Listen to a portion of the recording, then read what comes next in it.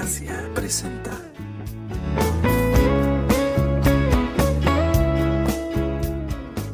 Aquí en Efesios vemos cuatro hermosas metáforas. Y aquí solamente en esta carta de los Efesios, referente a lo que es la iglesia. 4 metáforas que el apóstol Pablo usa para describir lo que es la iglesia. Ahora, ¿qué es una metáfora? El diccionario dice que es una figura retórica de pensamiento por medio de la cual una realidad o concepto se expresa por medio de una realidad o concepto diferentes, con los que lo representado guarda cierta relación de semejanza. En otras palabras, es la intención que sugiere una comparación con otro elemento y así facilitar su comprensión. Ahora, para que nosotros podamos captar y entender bien esta descripción, significado de lo que es una metáfora, les voy a dar un ejemplo. Por ejemplo, cuando ustedes enamoran, cuando ustedes varones enamoran a sus esposas o hablan de sus esposas y les preguntan, ¿cómo es tu esposa? Y usted comienza a describir a su esposa y comienza a usar metáforas para describir a su esposa, lo hace de esta manera. Por ejemplo, dice, mi esposa sus ojos son como rayos de luz. O los labios de mi esposa son como terciopelo. O sus dientes son como perlas. ¿Sí? En Proverbios se utiliza esa metáfora de los dientes como perlas. Bueno, eso es metáfora. Usted utiliza imágenes que hablan de algo sublime, algo bello, algo hermoso, para entonces hacer la comparación con la realidad de lo que usted está hablando. Y usted quiere mostrar entonces qué tan hermosa es su esposa, y entonces utiliza esas palabras. Bueno, aquí en la Escritura, no tan solo en Efesios, lo podemos encontrar en otros libros de la Biblia, podemos encontrar metáforas. Y hay diferentes metáforas para hablar de la iglesia en la Biblia. Por ejemplo, está la metáfora del olivo, ¿verdad? Que la iglesia es como un olivo. Está la metáfora del rebaño, somos un rebaño. Está la metáfora de la vid. Y así hay diferentes metáforas que apuntan para describir lo que es la iglesia del Señor Jesucristo. Pero aquí Pablo utiliza 4 metáforas en Efesios, en la carta de los Efesios, y la primera que nosotros vamos a ver es esta que aparece aquí en el versículo 22 del capítulo 1, dice, y sometió todas las cosas bajo sus pies, y está hablando del Señor Jesucristo, ¿verdad? Y lo dio por cabeza sobre todas las cosas a la iglesia, la cual es su cuerpo, la plenitud de aquel que todo lo llena en todo. Entonces Pablo comienza hablando a describir lo que es la iglesia y describe que la iglesia es el cuerpo de nuestro Señor Jesucristo. Así que eso es una metáfora que Pablo, guiado por el Espíritu Santo, utiliza para describir entonces qué es la iglesia, cómo es la iglesia. Y la iglesia es el cuerpo de Cristo, dice la Escritura. Entonces, el versículo 22 y 23 dice, y sometió todas las cosas bajo sus pies, y lo dio por cabeza sobre todas las cosas a la iglesia, la cual es su cuerpo, la plenitud de aquel que todo lo llena en todo. Vayamos a otro capítulo de Efesios, vayamos al capítulo 4, y veamos ahí en el capítulo 4 que sigue hablando de esta misma metáfora de la iglesia como el cuerpo de Cristo.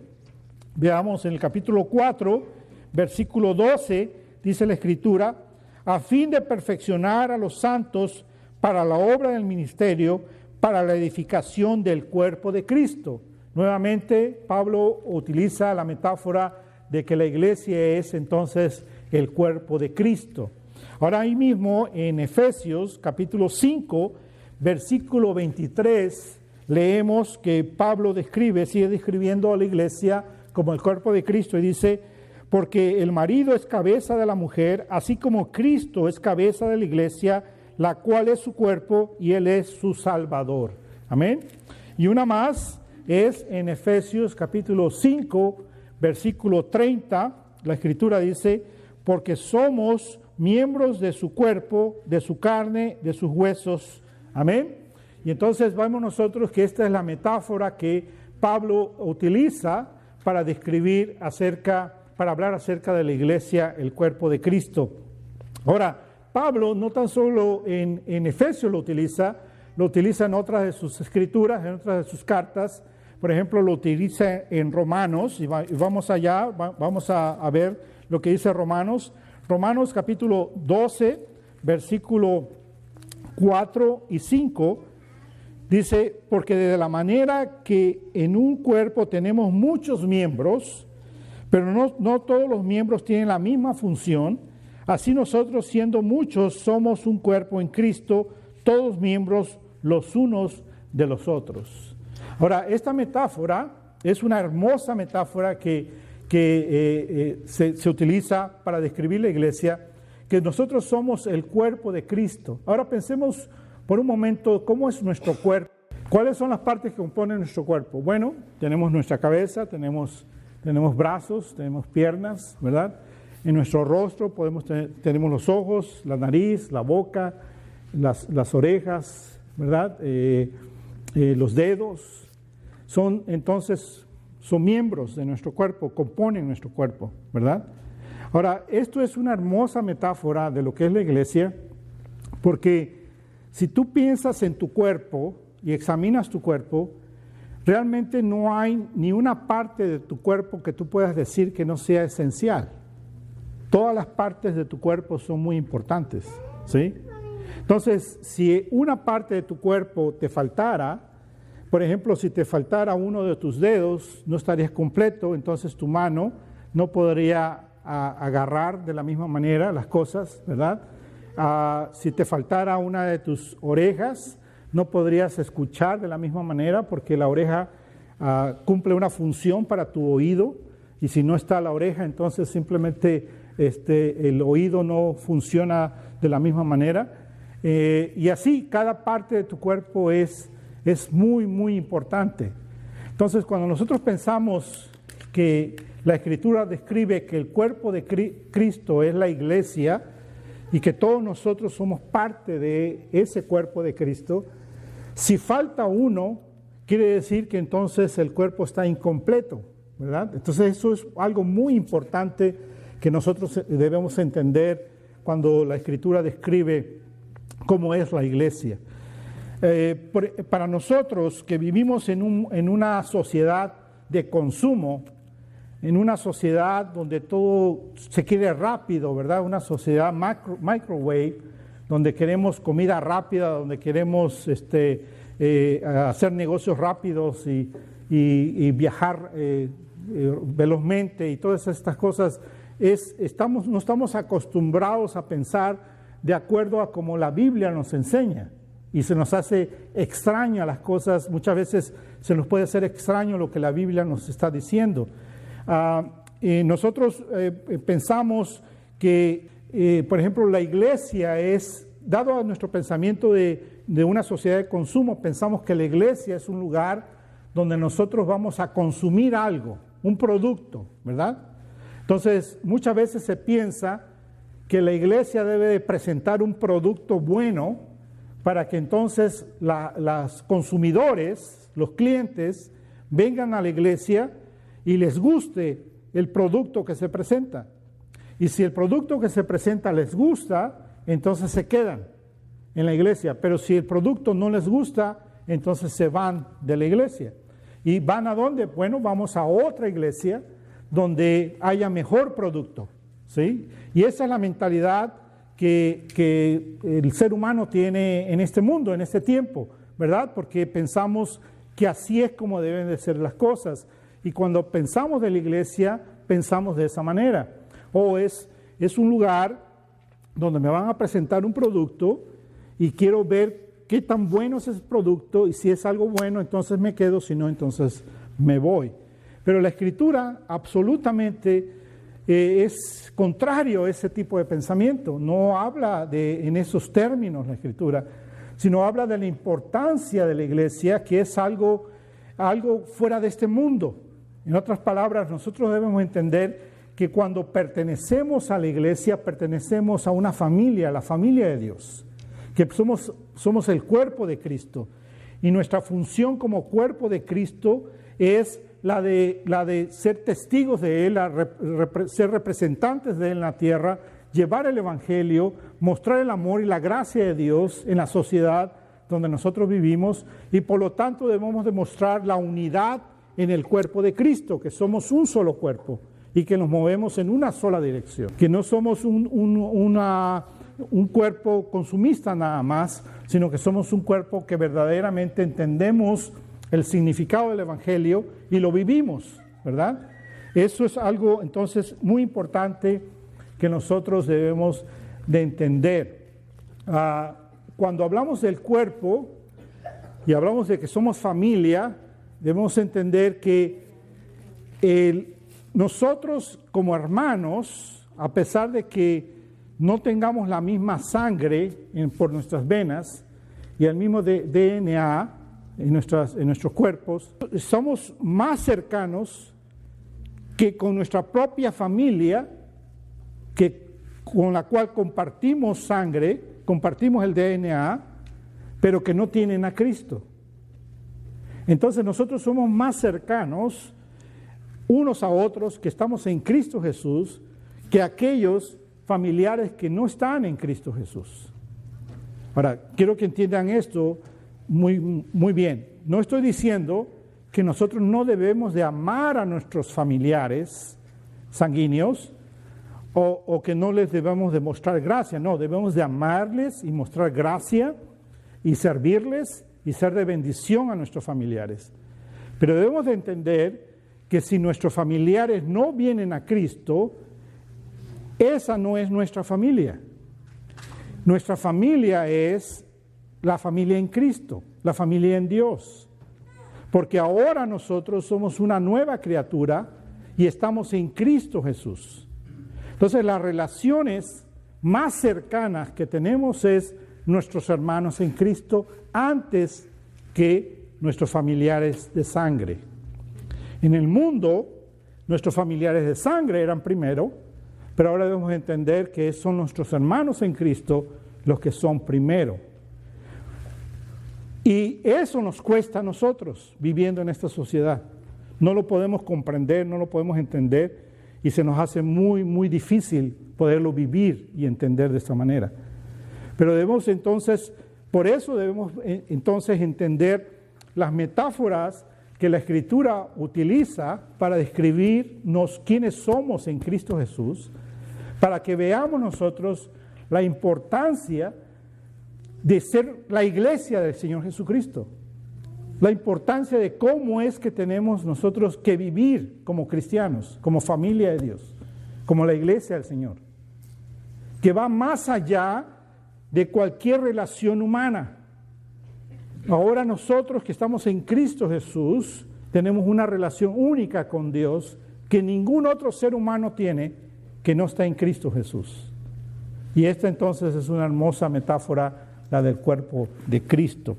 Veamos otra escritura, veamos 1 Corintios, capítulo 10, 1 Corintios, capítulo 10, versículo 17. La escritura dice: siendo uno solo el pan, nosotros con ser muchos somos un cuerpo, pues todos participamos de aquel mismo pan. Entonces Pablo vuelve a usar esta metáfora del cuerpo aquí en esta escritura. Vemos en el capítulo 12 de 1 Corintios 12, versículo 12, la escritura dice: porque así como el cuerpo es uno y tiene muchos miembros, pero todos los miembros del cuerpo, siendo muchos, son un solo cuerpo, así también Cristo. Entonces somos muchos miembros, somos individuos cada uno de nosotros, pero sin embargo ahora en Cristo Jesús pertenecemos a un solo cuerpo, somos el cuerpo de Cristo Jesús. Amén. Ahora vayamos ahí mismo en 1 Corintios capítulo 12, versículo 27, dice: vosotros pues sois el cuerpo de Cristo, miembros cada uno en particular. Miembros cada uno en particular. Amén. Y vayamos a Colosenses, capítulo 1, versículo 24. Y la Escritura dice: ahora me gozo en lo que padezco por vosotros y cumplo en mi carne lo que falta de las aflicciones de Cristo por su cuerpo, que es la iglesia. Entonces la Escritura claramente nos dice que el cuerpo de Cristo es la iglesia. Cristo Jesús es la cabeza y nosotros somos la iglesia. Ahora, ¿quién compone la iglesia? La iglesia la compone todos aquellos que han entregado su vida a Cristo Jesús, lo han recibido a Él como Señor y Salvador de sus vidas y han sido sellados por el Espíritu Santo. ¿Quiénes son estas personas, estos hombres y mujeres? Bueno, hombres y mujeres alrededor del mundo. Donde quiera que un hombre, una mujer ha escuchado el Evangelio del Señor Jesucristo y se ha arrepentido de sus pecados y ha aceptado el sacrificio del Señor Jesús, ese es un miembro del cuerpo de Cristo. Amén. Es nuestro hermano y nuestra hermana en Cristo Jesús. Ahora, es muy interesante cuando experimentas esto, que por ejemplo tienes la oportunidad de viajar y vas viajando y quizás viajas a otro país y en otro país te encuentras a una persona que comienzas a platicar, comienzas a hablar y se identifican, pero así rápidamente se acercan unos a otros, como que son atraídos, ¿verdad?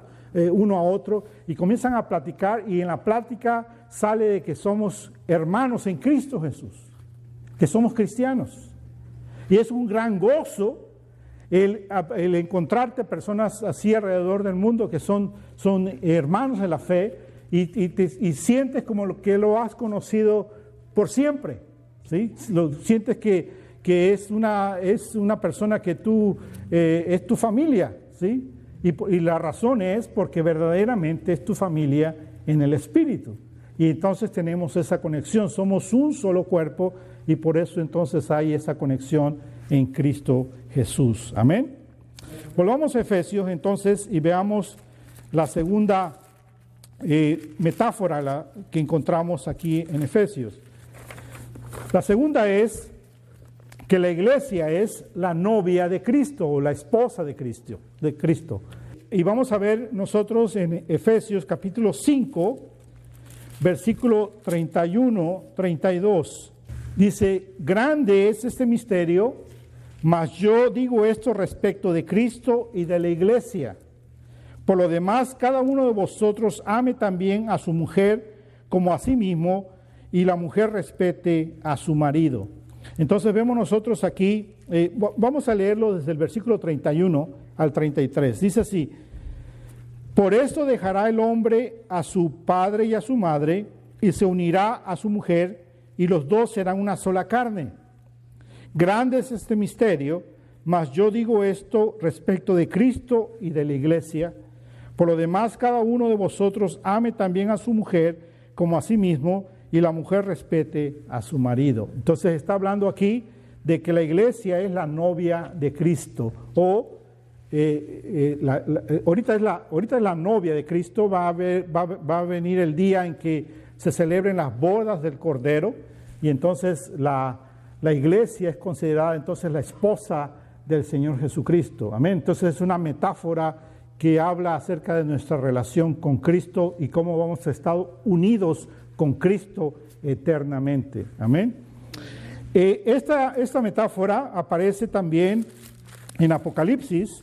Vayamos al libro de Apocalipsis, leamos capítulo 19, Apocalipsis 19, versículo 7 y 8. Dice: gocémonos y alegrémonos y démosle gloria, porque han llegado las bodas del Cordero y su esposa se ha preparado.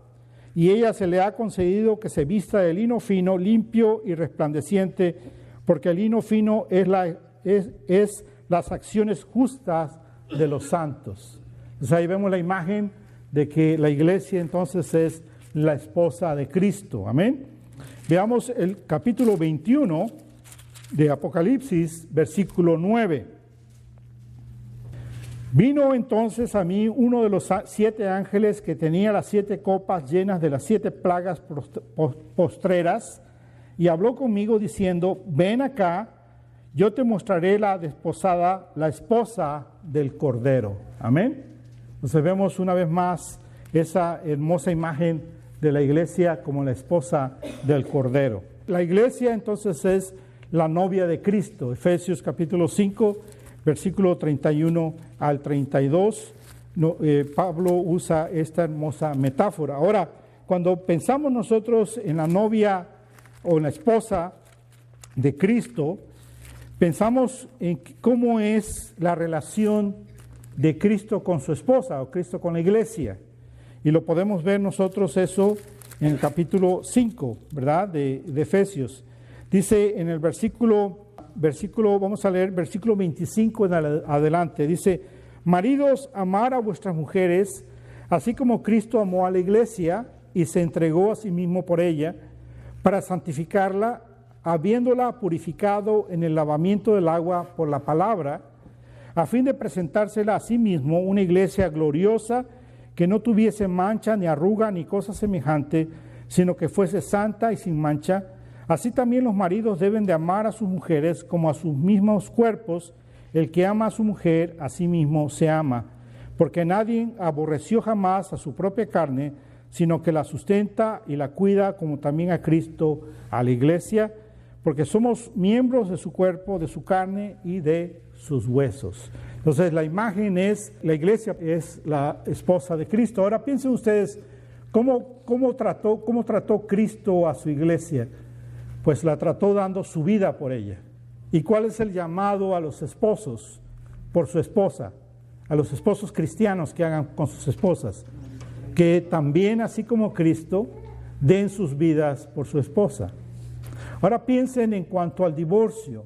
Vivimos en una sociedad donde desgraciadamente hay divorcios, y hay muchos divorcios. Y dentro de la misma iglesia, el porcentaje de divorcios dentro de la iglesia es igual que fuera de la iglesia, en la sociedad sin Cristo. Y eso muestra algo muy malo, tremendo. Ahora, hay circunstancias en divorcios que son muy peculiares, son tienen ciertas características de por qué se dan. Pero hay otras razones de divorcio, de que simplemente la gente dice: ¿por qué te vas a divorciar? Bueno, me voy a divorciar simplemente porque ya no nos amamos más, ¿verdad? Bueno, esa es una razón no muy especial, no es una razón que requiera o que se pueda considerar un divorcio. ¿Cómo que te vas a divorciar porque no la amas? No, ya no amo a mi esposa o ya no amo a mi esposo. No, esa no es una razón para divorciarte. Y la razón es porque el amor no es solamente sentimiento, el amor es una decisión.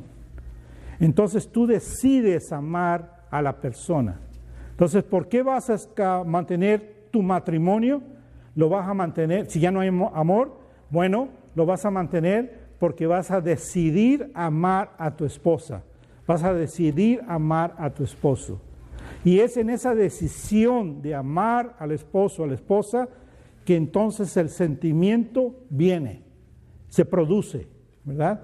¿Por qué? Porque cuando tú decides amar a una persona, tú vas a comenzar a hacer actos de amor a esa persona. Y al hacer actos de amor a esa persona, vas a recibir actos de amor de esa persona hacia ti. Y lo que produce esos actos de amor entonces es amor en tu corazón. Es el sentimiento, es el romanticismo, es la pasión, comienza a brotar nuevamente en tu corazón. Entonces, el decir de que no amamos, esa no es una buena excusa para divorciarse, porque Cristo no divorcia a su iglesia. Cristo nunca va a abandonar a su novia, nunca la va a dejar. Entonces nosotros tenemos que seguir el ejemplo de Cristo y entender que somos llamados a un estándar diferente, completamente diferente al resto del mundo. El mundo decide casarse o no casarse, decide divorciarse. Hoy día, por ejemplo, las parejas viven juntos 1, 2, 3 años, compran casa juntos y después se casan. Pero ¿qué sentido tiene eso después casarse? Y es interesante veo que se toman fotos como si fueran recién novios y van al parque y se toman fotos de la mano bajo las estrellas o a la puesta del sol. Y digo yo, ¿y cómo eso? ¿Recién se conocieron? No, hace 3 años ya viven juntos. ¿Pero qué sentido tiene eso? Bueno, ese es el mundo, ¿verdad? El mundo tiene estándares morales diferentes a lo que la palabra de Dios tiene. Entonces nosotros como cristianos estamos llamados a un estándar diferente, a entender que tenemos que vivir y pensar de una manera completamente diferente. Y pensar que así como Cristo dio su vida por su esposa, nosotros los cristianos varones tenemos que dar nuestra vida por nuestra esposa y amarla entonces hasta la muerte. Amén. Otra metáfora que Pablo utiliza es la metáfora de la iglesia, de la familia, la iglesia como la familia de Dios, la metáfora de la iglesia como la familia de Dios. Vayamos a Efesios capítulo 2, versículo 19.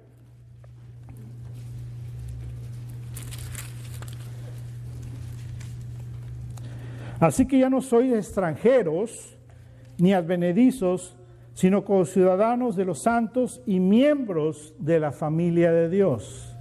Miembros de la familia de Dios. Entonces, cada uno de nosotros somos miembros de la familia de Dios. Pablo lo utiliza, esta metáfora, en 2 de Corintios. Vayamos a 2 de Corintios, capítulo 6, versículo 18. Y dice, y seré padre, y seré para vosotros por padre, y vosotros me seréis hijos e hijas, dice el Señor Todopoderoso. Vuelvo a repetir. 2 de Corintios 6, 18. Y seré para vosotros por padre, y vosotros me seréis hijos e hijas, dice el Señor Dios Todopoderoso. Amén. Entonces vemos nosotros que somos entonces la familia de Dios. Vayamos a Gálatas, capítulo 6, versículo 10. Dice, así que según tengamos oportunidad, hagamos bien a todos y mayormente a los de la familia de la fe. Entonces, la Escritura nos está diciendo que seamos buenos con todos los seres humanos, pero mayormente ¿con quién? Con nuestra familia. ¿Y quién es nuestra familia? La familia de la fe, ¿sí? La familia de Dios. Entonces ahora nosotros pertenecemos a la familia de Dios, por lo tanto actuamos o debemos de actuar diferente porque somos llamados a otro estándar, somos llamados a vivir y pensar de otra manera, a actuar de otra manera, amándonos y mostrando al mundo lo que verdaderamente es la unidad en Cristo Jesús, lo que verdaderamente es una familia en Cristo Jesús. Amén. Vayamos a Mateo capítulo 12, versículo 49 al 50. El Señor Jesucristo dice, leámoslo desde el 46, dice así, mientras él aún hablaba a la gente, he aquí su madre y sus hermanos estaban fuera y le querían hablar, ¿verdad? María y los otros hijos de María, medios hermanos de Jesús, del Señor Jesús, estaban afuera, dice, y le querían hablar. Y le dijo uno, he aquí tu madre y tus hermanos están afuera y te quieren hablar. Ahora, para aquellos que piensan que María no tuvo más hijos, déjenme decirle, la Escritura claramente dice que María tuvo más hijos. ¿Con quién tuvo más hijos? Con José, ¿verdad? Entonces eran medios hermanos de Jesús. Y dice, versículo 48, respondiendo él al que le decía esto, dijo, ¿quién es mi madre y quiénes son mis hermanos? Hizo la pregunta a él, ¿quién es mi madre y quiénes son mis hermanos? Y extendió su mano hacia sus discípulos. Dijo, he aquí mi madre y mis hermanos, porque todo aquel que hace la voluntad de mi Padre que está en los cielos, este es mi hermano y hermana y madre. Entonces, es por eso que nosotros somos familia de Dios, porque se supone, y espero que así sea, que todos nosotros, hijos de Dios, hacemos la voluntad de Dios. Buscamos hacer la voluntad de Dios. Entonces, ¿quiénes son los hermanos y hermanas y madre del Señor Jesús? Pues he aquí, todos nosotros que confesamos a Jesús como Señor y Salvador de nuestra vida. Ahora, si se dan cuenta ustedes, el Señor Jesucristo claramente hace una diferencia entre su familia, ¿verdad? Podemos decir, entre comillas, su familia de sangre, ¿verdad? Bueno, llevaba el DNA de María, ¿verdad? La sangre de María, ¿sí? Entonces, hace la diferencia entre su familia y su madre y sus medios hermanos y sus discípulos. Y claramente, cuando le dicen, hey, tu familia ahí te está buscando, ellos dicen, o en otras palabras podemos decir, esa no es mi familia es estos, son estos que hacen la voluntad de Dios, que está en los cielos. Entonces, así es como nosotros debemos de pensar y comprender que muchas veces nosotros tenemos relaciones familiares o familia que no quieren nada con Dios. Pero entonces, ¿quién es nuestra familia? Nuestra familia es ustedes, los que hacen la voluntad de Dios. Esta es nuestra verdadera familia. Debemos amar a toda nuestra familia de sangre, debemos de bendecirla, pero entender que si ellos son enemigos de Dios, no quieren nada con Dios, esa es una familia con la cual no vamos a pasar la eternidad. Esta es la familia con la que vamos a pasar la eternidad. Entender eso, muy claro, ¿verdad? Es difícil pensar, es difícil poderlo comprender, pero la Escritura lo dice, entonces tenemos que meditarlo y tenemos entonces que aplicarlo a nuestras vidas. Por ejemplo, Dios no lo quiera, Dios no lo permita, estamos orando por todos nuestros familiares, pero si tu hermano, tu hermana, tu madre, tu abuelo no quiere nada con Cristo y se mueren sin Cristo, ¿a dónde van a ir a parar? De acuerdo a la Escritura, al juicio del gran trono blanco para ser echados en el lago de fuego, como dice la Escritura, el infierno. Ese es su destino. ¿Cuál es el destino de nuestros hermanos, de nuestra familia en Cristo? El cielo, en la casa de nuestro Padre, para vivir eternamente con Él. Pero yo amo mucho a mis hermanos y amo mucho a mi madre y a mi padre que no quieren nada con Cristo. Sí, ámalos, ora por ellos, predícales el Evangelio, insísteles a que vengan a Cristo, dales buen ejemplo de ser un buen cristiano para que ellos vean tu ejemplo como buen cristiano, para que entonces ellos puedan ver el Evangelio, no escuchado, sino visto en tu vida. Que ellos puedan decir, mi hijo, mi hija es un verdadero cristiano. Y por el ejemplo entonces ellos puedan venir a Cristo Jesús. Esa es la manera como nosotros debemos de vivir. Pero si ellos rechazan a Cristo, su destino entonces es la condenación.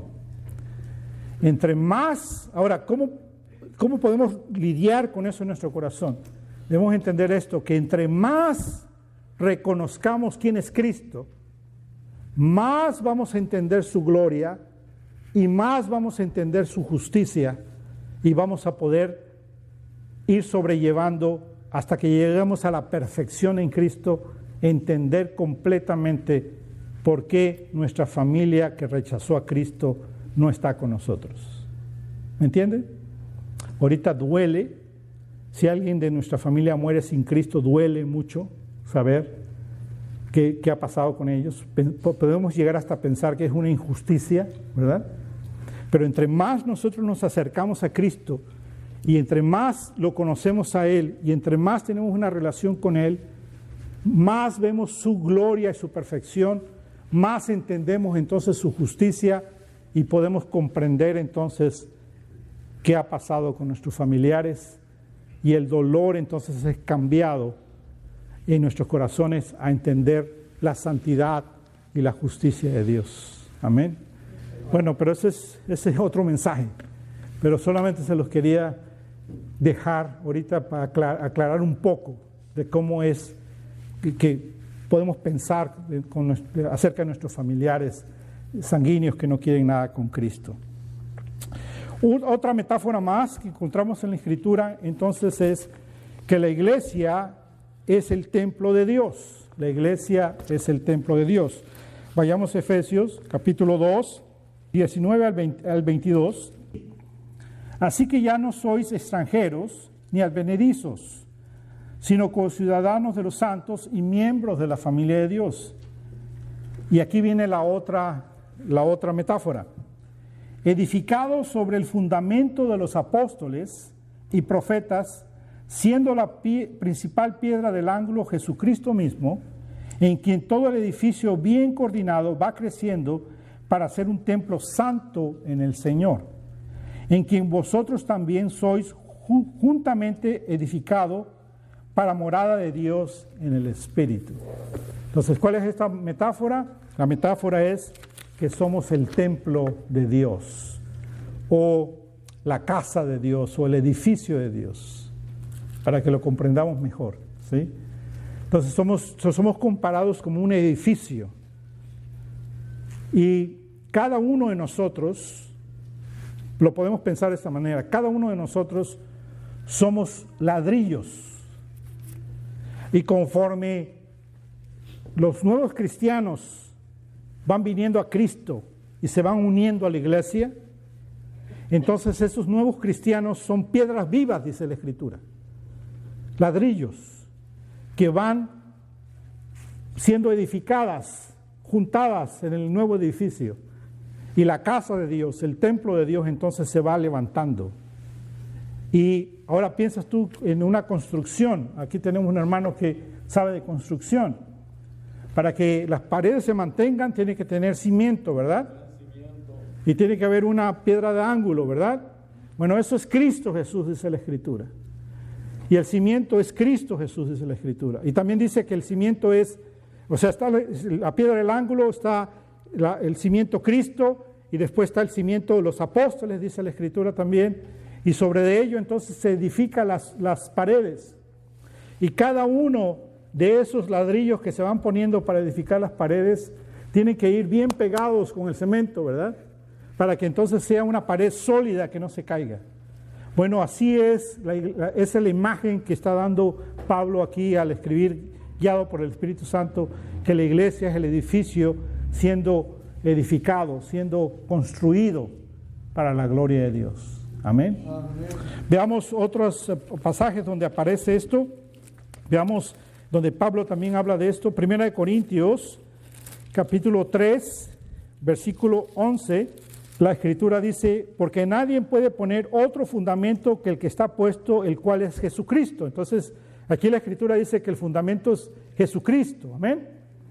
Después vemos ahí también en 1 Corintios, capítulo 3, versículo 16 y 17.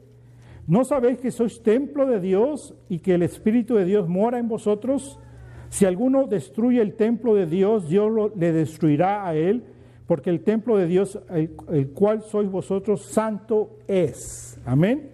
Entonces vemos ahí mismo en 1 Corintios capítulo 6, versículo 19, la Escritura dice, ¿o ignoráis que vuestro cuerpo es templo del Espíritu Santo, el cual está en vosotros, el cual tenéis de Dios y que no sois vuestro?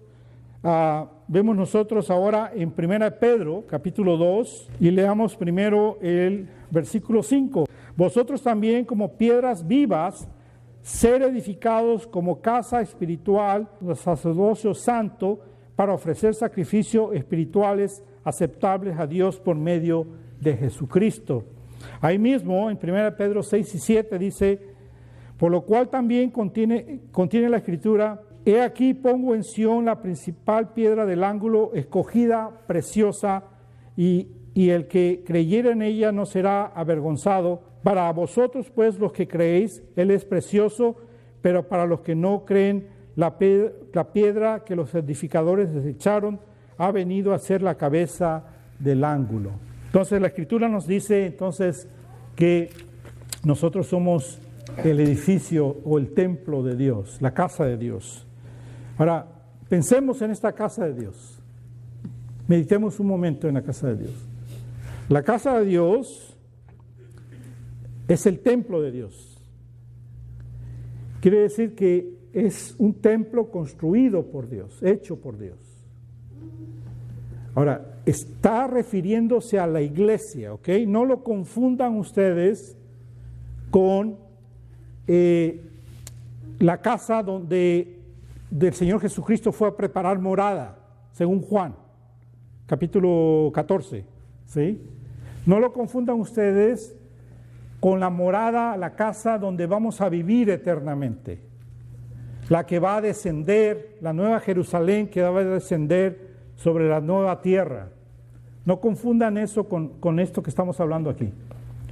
Una cosa es la casa de Dios, la nueva Jerusalén que va a descender, donde vamos a habitar eternamente, y otra es el templo de Dios. A lo que se refiere aquí es a la iglesia, se refiere a nosotros, se refiere a cada uno de nosotros los creyentes en Cristo Jesús. De eso está hablando aquí, ¿ok? Entonces, está hablando que la iglesia, el templo de Dios, está hecho por Dios. Y ya vimos en Efesios cómo lo hizo, ¿verdad?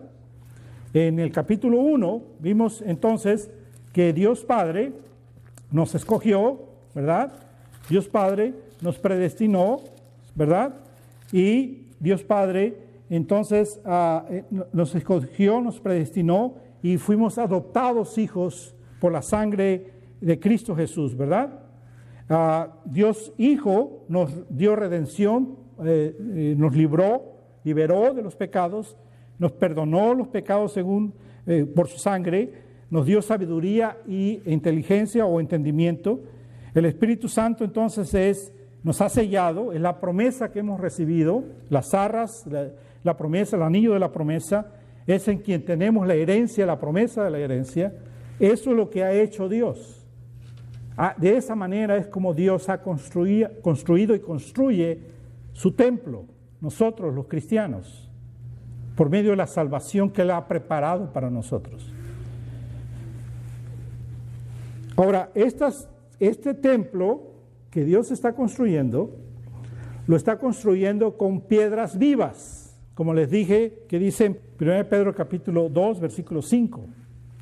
Vosotros también, como piedras vivas, sed edificados como casa espiritual y sacerdocio santo, para ofrecer sacrificios espirituales aceptables a Dios por medio de Jesucristo.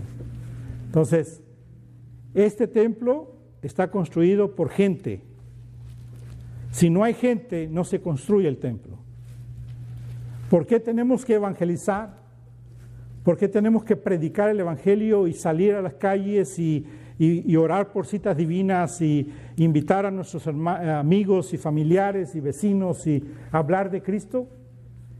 Porque necesitamos material para el templo. Necesitamos piedras vivas para construir el templo. Cada vez que tú y yo vamos y predicamos el evangelio y ganamos un alma para Cristo, estamos trayendo una piedra viva al templo de Dios, para que el templo de Dios, la iglesia, sea edificada. Amén. Ahora, este templo que está siendo edificado con piedras vivas, que es la gente, tiene a Cristo como la piedra del ángulo y la fundación. Por eso es que este templo nunca se va a caer.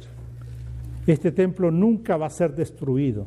Nadie puede venir en contra de sus hijos, la iglesia, porque está fundada en Cristo Jesús. Amén. Y este templo es habitado por el Espíritu Santo. Es habitado por el Espíritu Santo. Esto es la iglesia. Esta es la descripción hermosa de la iglesia. Cada uno de nosotros, Dios fue a buscarnos a donde estábamos, en el mundo. Y fue a buscarnos para escogernos, para tomarnos, para que fuéramos una piedra viva para su templo, en el cual nosotros estamos fundados en Cristo Jesús, el cual está fundado en Cristo Jesús. Para que entonces ahora Él, el Espíritu Santo, Dios mismo, habite en su templo. Entonces, individualmente, cada uno de nosotros somos templo del Espíritu de Dios. Pero corporalmente, como el cuerpo de Cristo, somos el templo de Dios, la casa de Dios, donde el Espíritu de Dios habita. Dios está con nosotros. Y Él nos guía y nos da la sabiduría, el entendimiento para vivir para la gloria de Dios. Amén. Estas 4 hermosas metáforas que el Señor le da a Pablo para describir a su iglesia, describen la hermosura del templo de Dios, del cuerpo de Cristo, de la familia de Dios. Cada uno de nosotros somos parte de esto. Por lo tanto, debemos nosotros maravillarnos de qué tan gran bendición tenemos en Cristo y darnos cuenta que nosotros pertenecemos al cuerpo de Cristo, que es algo sublime, es algo maravillosamente sublime, hermoso, majestuoso.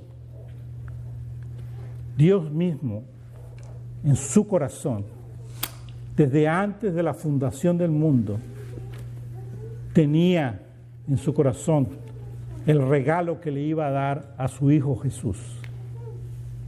Y ese regalo es la iglesia. Somos nosotros. Así que cada uno de nosotros, la iglesia, que componemos la iglesia del Señor Jesús, somos el regalo de Cristo Jesús, el cuerpo. Él es la cabeza, nosotros somos su cuerpo. Por tu gracia